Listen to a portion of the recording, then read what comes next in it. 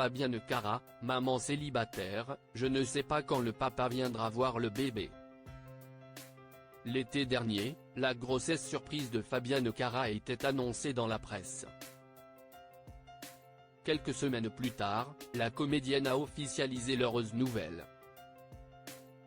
C'était aussi l'occasion pour la jolie brune de révéler qu'elle n'était plus en couple avec le père de son bébé. Aujourd'hui, elle a accouché et le papa n'est toujours pas venu voir leur enfant. Le 6 décembre 2021, la vie de Fabienne Cara a été bouleversée. En effet, la comédienne de 42 ans a donné naissance à son tout premier enfant, une adorable petite fille prénommée Céleste. Dans les pages du magazine Gala, en kiosque ce jeudi 23 décembre 2021, l'ex-star de Plus belle la vie, France 3. Désormais à l'affiche de section de recherche, TF1. Se livre sur cette nouvelle vie de mère célibataire et fait quelques confidences sur le père, dont elle est séparée. Si est seule qu'elle a accouché à Nice et seule qu'elle va élever sa fille. Je n'ai pas de regrets car je ne suis pas décisionnaire. À part accepter la situation, je n'ai pas pu faire grand-chose, regrette-t-elle. Je ne veux pas forcer les gens. La porte est ouverte, je ne juge personne et encore moins lui. Il viendra quand il aura envie. S'il n'est pas prêt, je ne peux rien y faire. Cette décision de garder le bébé, Fabienne Cara l'a prise seule, également.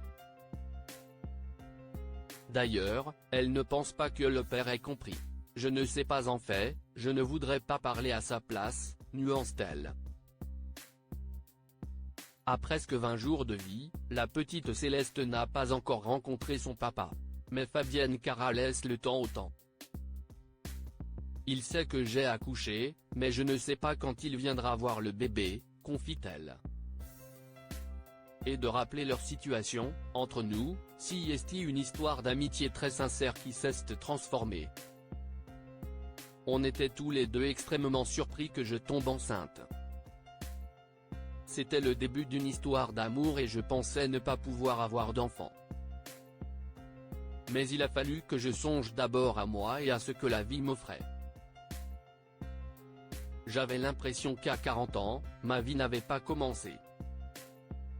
Deux solutions s'offraient à moi, avorter parce que l'autre n'était pas prêt ou garder l'enfant parce que la vie me faisait ce cadeau. J'ai dû assumer cette urgence et cela a provoqué quelques dégâts. Heureusement, dans cette nouvelle vie.